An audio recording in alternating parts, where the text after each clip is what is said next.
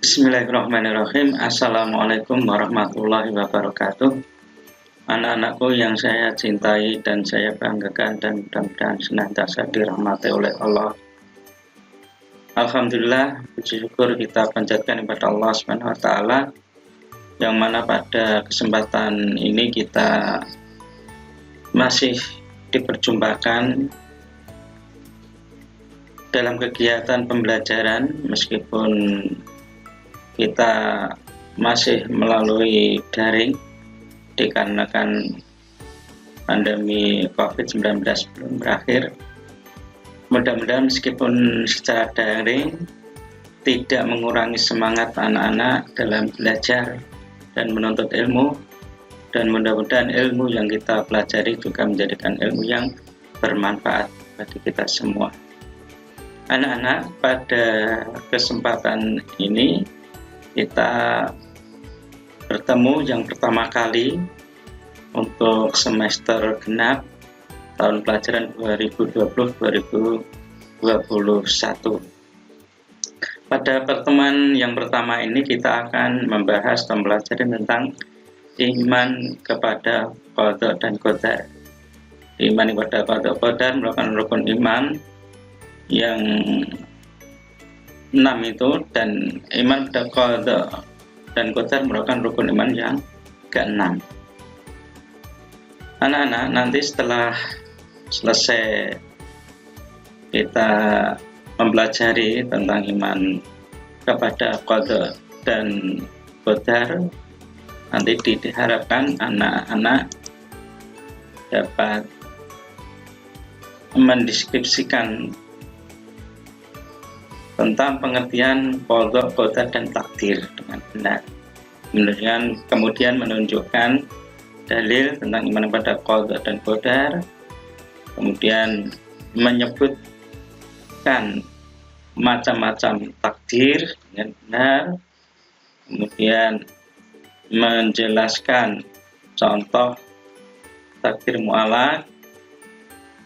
Selanjutnya yang kelima adalah menjelaskan contoh daripada takdir mubram, kemudian juga bisa menjelaskan manfaat dari iman kepada qada dan qadar dengan benar.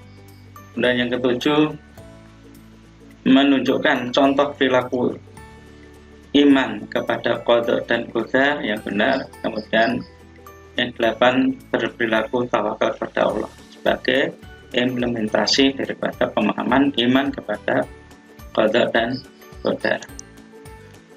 Anak-anak, untuk selanjutnya marilah kita awali dari pembahasan kita pada pertemuan ini tentang iman pada qada dan qadar, yaitu tentang pengertian daripada iman kepada qada dan qadar.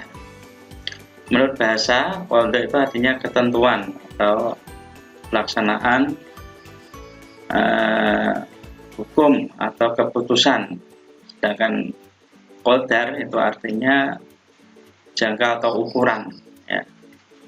Ada menurut istilah qada itu adalah ketentuan suatu rencana dari Allah sejak azali, yaitu sejak zaman sebelum Allah menciptakan makhluk, ya, untuk dilaksanakan terhadap makhluknya. Ketentuan kepada Allah yang akan diberlakukan kepada setiap makhluknya yang telah ditetapkan oleh Allah, direncanakan oleh Allah sejak sebelum Allah menciptakan makhluk itu dinamakan qada. Sedangkan qadar adalah rencana Allah yang telah diberlakukan terhadap makhluknya, baik yang sudah terjadi maupun yang akan terjadi.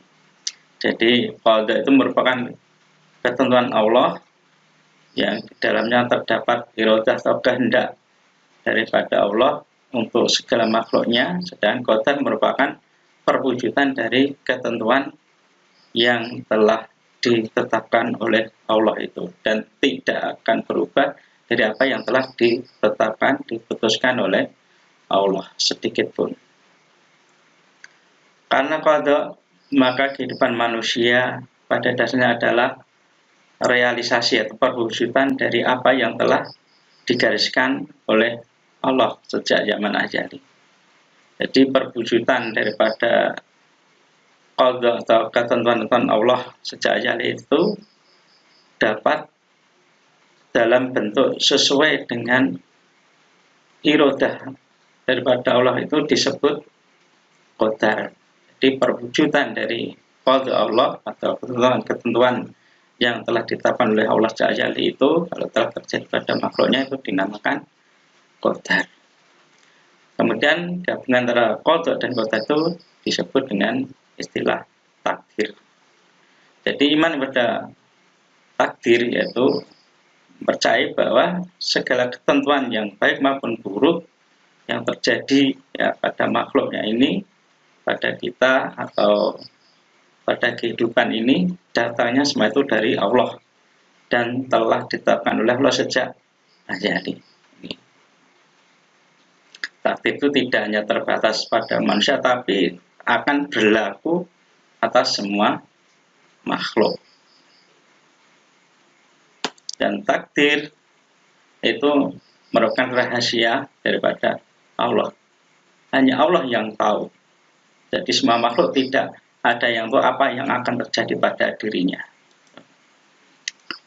Anak-anak yang saya cintai dan saya banggakan, diantaranya firman-firman Allah yang menerangkan tentang qadha dan qadar Allah, diantaranya ini atau takdir Allah, surat Al-Qamar ayat 49, inna kulla syai'in khalaqnahu biqadar. Sesungguhnya kami telah menciptakan segala sesuatu dengan ukuran atau ketentuan. Kemudian firman Allah dalam surat Al-Hadid juga, ma'asoba min musibatin fil ardi wala fi anfusikum ila fi kitabim min qabli an nabra'aha inna dzalika 'alallahi yasir. Tiada suatu bencana pun yang menimpa di bumi dan tidak pula pada dirimu sendiri, melainkan telah tertulis dalam kitab Lauhul Mahfuz sebelum kami menciptakannya. Sesungguhnya yang demikian itu adalah mudah bagi Allah. Jadi dari ayat-ayat ini dapat kita simpulkan juga bahwa pengertian iman pada qadar dan qadar itu adalah meyakini dengan sepenuh hati adanya qadar dan qadar Allah SWT yang berlaku bagi semua makhluknya sebagai bukti kebesaran dan kekuasaan daripada Allah Subhanahu wa Ta'ala. Kemudian dalil-dalil yang menerangkan tentang qadha dan qadar.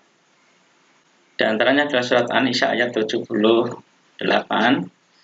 Ainama takunu yudrikumul mautu walau kuntum fi burujin musyayyadah wa in tusibahum hasanatu yaqulu hadhihi min indillah wa in tusibahum sayyi'atu yaqulu hadhihi min indik qul kullun min indillah fama liha ulail qaumil la yakatun fama liha ulai qaumil la yakatuna yafqahuna hadisa. Di mana saja kamu berada, kematian akan mendapatkan kamu. Kendati pun kamu di dalam benteng yang tinggi lagi kokoh. Dan jika mereka memperoleh kebaikan, mereka mengatakan ini adalah dari sisi Allah.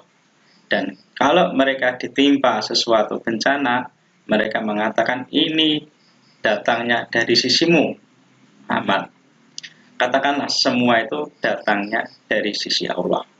Maka mengapa orang-orang itu, orang-orang munafik, hampir-hampir tidak memahami pembicaraan sedikit pun? Ini jelas bagi kita, ini menerangkan bahwa semua kejadian yang menimpa diri kita, ya, ataupun yang menimpa di bumi ini, semuanya itu datangnya dari Allah, yang baik maupun yang buruk. Dan ini telah ditetapkan oleh Allah sejak sebelum Allah menciptakan makhluk ini atau sejak zaman azali. Kemudian ayat yang lain juga diterangkan Surat Al-Hijr ayat 5 ya. Ma tasbiqu min ummatin ajalaha wa ma yastakhirun.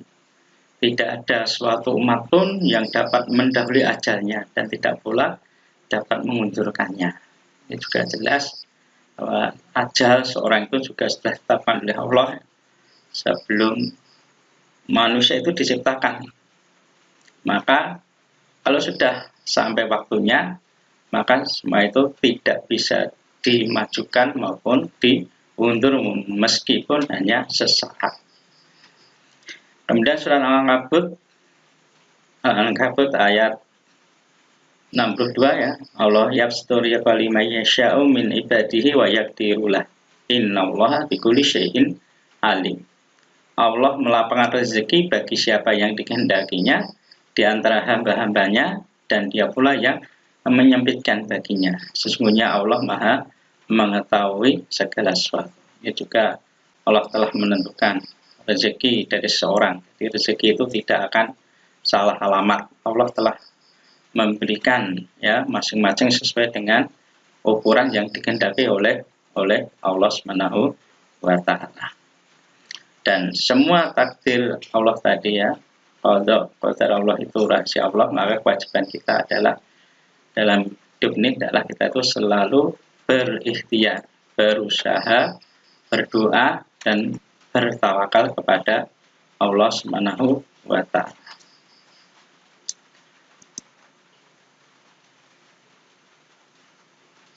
Kemudian anak-anak, apa hubungannya antara qada dan qadar? Qada dan qadar ya, qada dan qadar itu mempunyai hubungan yang sangat erat. Ya, ibaratnya antara rencana dan pelaksanaan rencana tersebut. Qada itu rencana dan ketetapan Allah ya. Sedangkan qadar itu akan selalu sesuai dengan qada daripada Allah itu. Artinya perbuatan Allah itu akan selalu sama dengan apa yang telah direncanakan atau telah ditetapkan ya.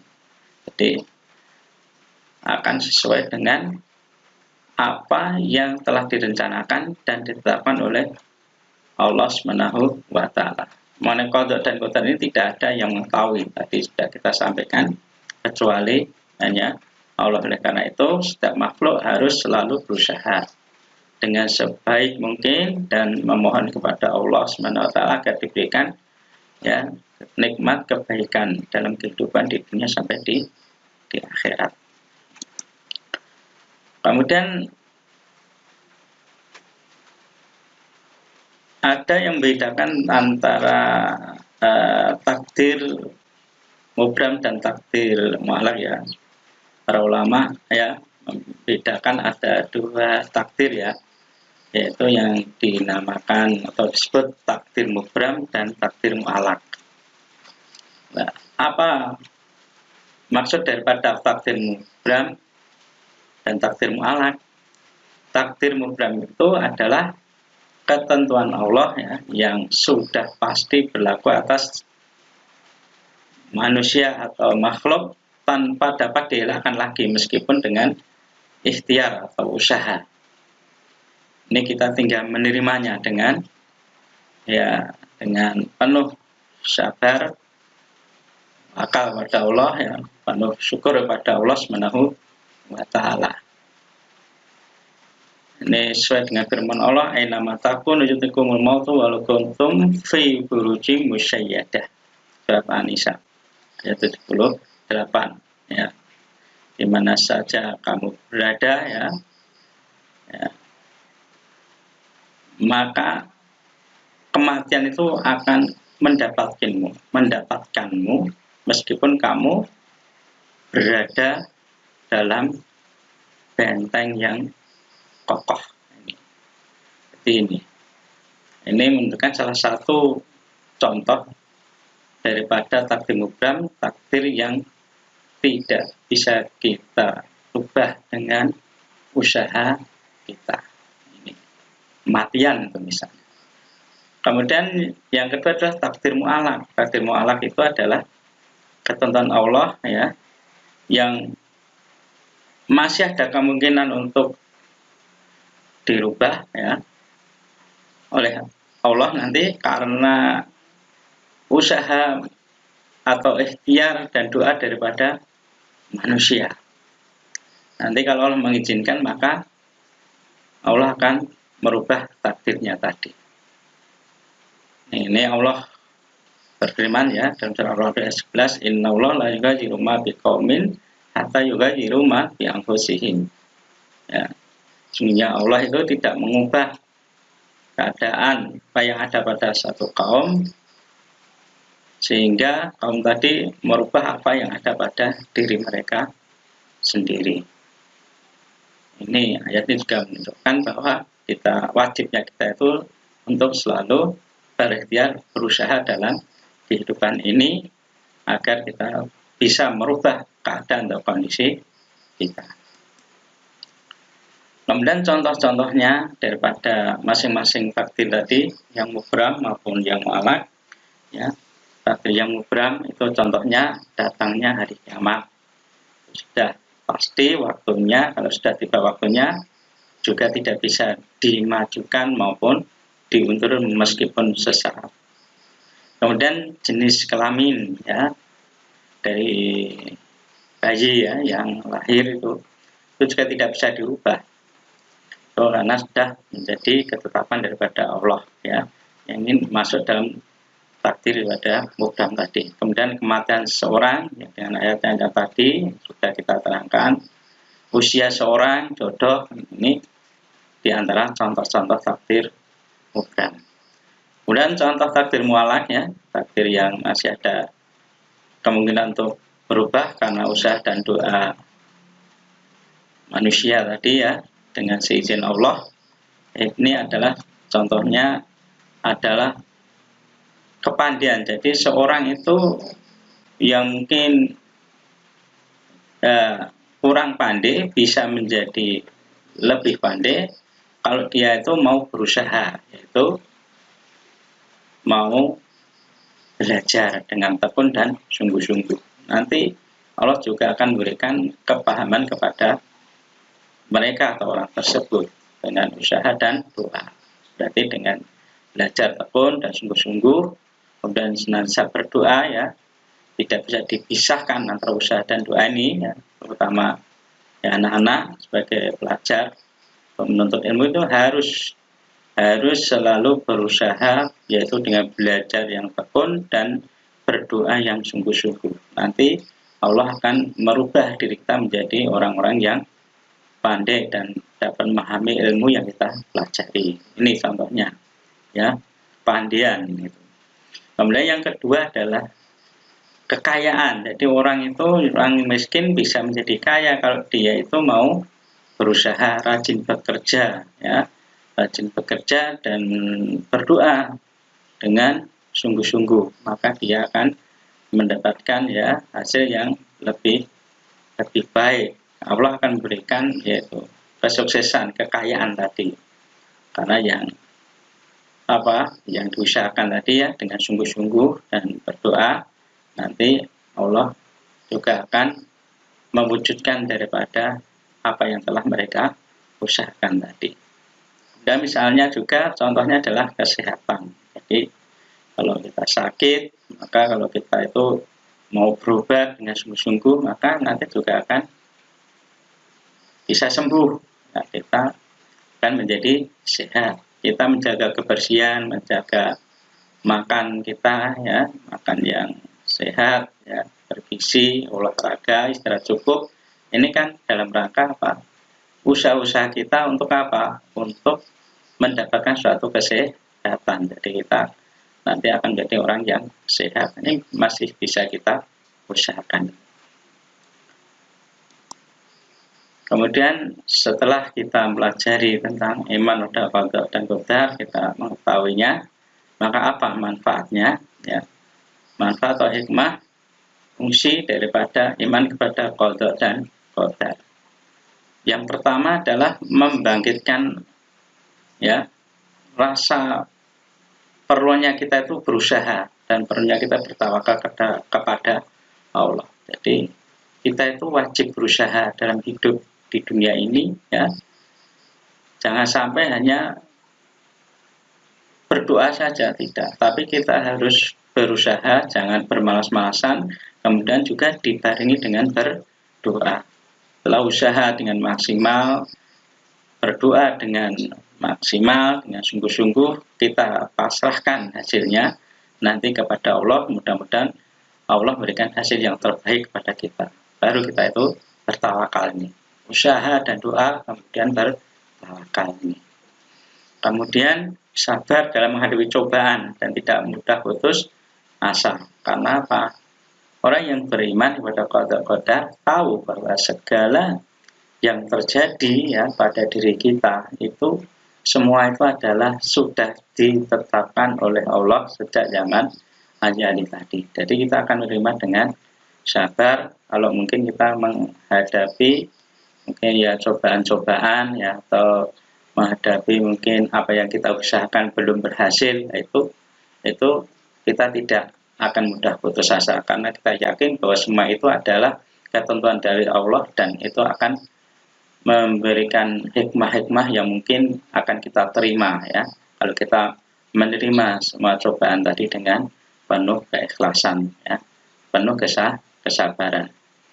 Ini Allah berfirman ya, alladzina idza asobat musibatun qalu inna lillahi wa inna ilaihi raji'un, yaitu orang-orang yang apabila ditimpa musibah mereka mengucapkan sesungguhnya ya kita ini milik Allah dan juga kita itu akan kembali kepadanya.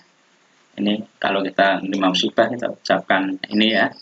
Ini mudah-mudahan Allah akan berikan balasan dengan kebaikan dan musibah yang kita terima itu akan menjadikan kebaikan bagi kita. Dosa-dosa kita akan dihapus, derajat kita akan diangkat oleh Allah ya, bisa di akhirat ini. Dan nanti Allah juga akan menggantikan dengan kebaikan-kebaikan yang mungkin kita belum tahu saat ini. Itulah hikmah kalau kita itu ya ketika menerima suatu cobaan, sesuatu yang tidak kita senangi, kita menerima dengan penuh keikhlasan, kesabaran ini. Kemudian Allah juga berfirman, ahsiban nasu ayyutraku ayyaqulu amana wa hum la yuftanun. Apakah manusia itu mengira bahwa mereka dibiarkan saja, mereka dibiarkan mengatakan kami telah beriman sedangkan mereka tidak diuji lagi. Nah, ini juga menunjukkan ya kalau kita itu menjadi orang yang beriman pasti Allah akan menguji keimanan kita. Keimanan kita itu sungguh-sungguh atau tidak ya, diuji oleh Allah. Kalau kita diuji oleh Allah tetap beriman, iman kita tambah kuat, berarti keimanan kita itu memang sungguh-sungguh. Tapi kalau kita diuji ternyata kita malah lari jauh dari Allah, berarti keimanan kita itu bohong atau dusta, keimanan yang tidak diterima oleh Allah. Oleh karena itu marilah kita ya sebagai orang yang beriman kalau diuji oleh Allah ya dengan sesuatu yang mungkin tidak menyenangkan kita adalah senantiasa sabar dan husnudzon kepada Allah, tawakal kepada Allah Subhanahu wa taala. Kemudian yang ketiga ya, manfaatnya kita beriman pada qada tidak sombong dikala berhasil, tapi juga tidak kecil hati ketika gagal. Karena apa? Kalau berhasil itu, keberhasilan itu hakikatnya dari Allah yang diberikan kepada kita. Maka kita tidak sepantasnya untuk sombong, merasa semua itu hasil daripada jerih payah kita, hasil dari kepandian kita, kekuatan kita. Tidak semua itu dari Allah Subhanahu wa taala. Juga tidak kecil hati ketika gagal. Karena apa? Itu semua tadi adalah ujian dari Allah. Mungkin kalau kita sabar ya, nanti Allah akan menggantikan dengan yang lebih baik dari apa yang kita usahakan itu. Jadi kita akan jauh dari sikap sombong dan jauh dari sikap putus asa atau kecil hati kalau kita benar-benar beriman pada qada dan qadar. Kemudian yang keempat adalah sabar. Sabar dalam menerima kenyataannya sehingga terhindar dari sifat tadi, putus asa, mungkin iri, hati, dengki kepada orang lain, itu tidak akan muncul di dalam hati kita ya. Penyakit hati itu tidak akan ada di dalam hati kita kalau kita itu beriman pada qada dan qadar tadi. Tapi kita akan senantiasa ya, mungkin kalau kita tadi ya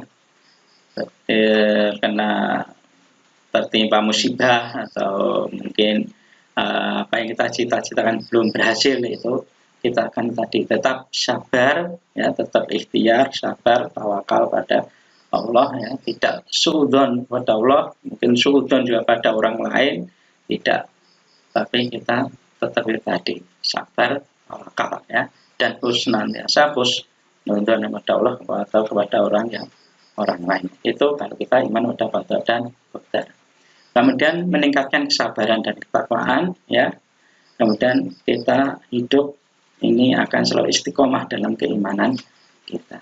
Ini diantara daripada manfaat kalau kita itu, ya, mengetahui tentang itu tadi qada dan qadar Allah itu telah ditetapkan oleh Allah, dan kita meyakini dengan sungguh-sungguh bahwa segala yang terjadi di muka bumi ini, yang baik maupun yang buruk, adalah sebenarnya sudah ditetapkan oleh Allah, dan itu dalam kuasa Allah Subhanahu wa Ta'ala. Kemudian beberapa contoh-contoh perilaku daripada orang yang telah beriman kepada qada dan qadar.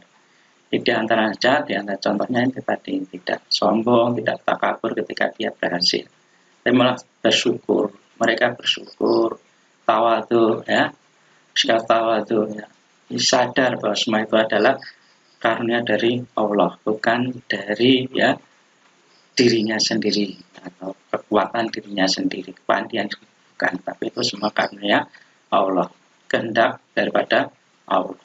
Kemudian yang kedua, contohnya adalah tidak mudah putus asa tadi ketika gagal.